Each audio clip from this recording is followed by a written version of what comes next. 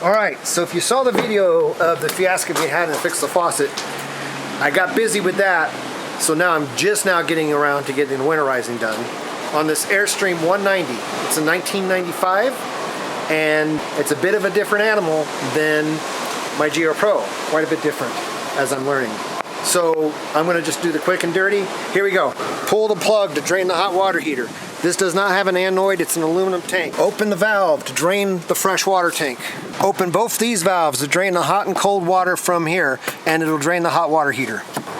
Go to a dump station and get all this dumped. There was nothing in this, so it's fine, but I've got both valves open for right now. Let everything drain out. Once all the water's drained out, go back through and close all the valves.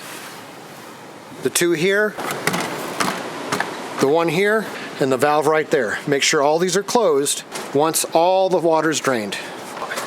While you're letting it drain out, then you can figure out how do you find the water pump's inlet. Alright, it was pretty easy. It's right here under the sink, and I turned the pump on. I can put my finger on it and feel it sucking. So there we go. That's the water pump intake right there. So I made this last year for mine. This is a 1/2 inch inner diameter, ever built. It's not exactly the right thread, but it'll do the job because you're not going to really get a lot of leaking while you're trying to get this done. So this is something I made. Had to make in a pinch when I was in Garden City last year for my camper. So this will screw in, and we put this into the antifreeze bottles and pump it through. All right, we put the hose in the bottle of the antifreeze, and we start the pump, and we let it pump away. Now, the big mystery to me, which I'm not sure about, is on the GeoPro, for example, you turn off valves so that the antifreeze doesn't go into the hot water heater. That's not an option with this camper. There's no bypass valves for the hot water heater. And we just looked in the manual that came with the camper, and there is nothing saying to bypass the hot water heater. So I'm a little confused if we have to fill up the entire hot water heater with this stuff or what. So yeah, it appears that it's filling the entire hot water heater, and there's no way to bypass it. So I'm now at 3 gallons and filling.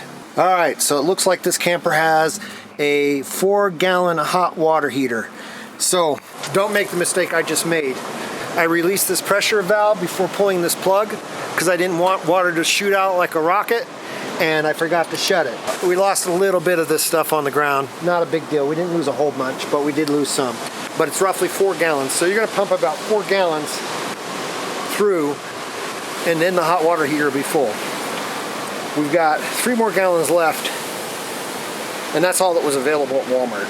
Apparently they only stock 2 gallons at a time. I bought 2 the other day. My mom just bought 2 more today, and she has some that she already had here. So in the end we might have enough to finish this, but for some reason Walmart only was having 2 gallons at a time on their shelves. I'm not sure what's up with that. So it's starting to pull the air out of the line.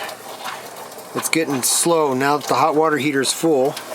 There we go. We got pink stuff trying to come out of the cold water. Let's go over to the hot water. Okay, so we still got clear water in the hot water lines. Let's run that for a little bit. There it goes. Now it's starting to suck the antifreeze through.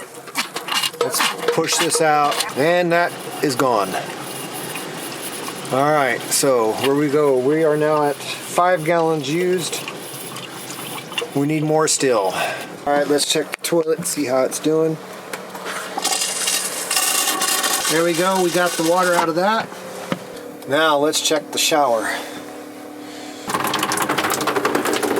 All right, we got pink stuff coming out. There we go. Let's turn that off.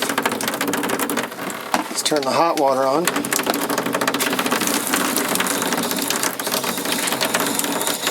So far there's a hot water line that still hasn't been flushed completely on the sink. The toilet looks good. The shower, I'm going to do a little more. We've got 2 more gallons, so I'm going to just use them up to finish this off. But that way it's for good measure, so that means we got 1, 2, 3, 4, 5. We got 5 gallons, 6, 7. So to do this vehicle and to give you the peace of mind that you've flushed everything really well, just say 7 gallons should do you.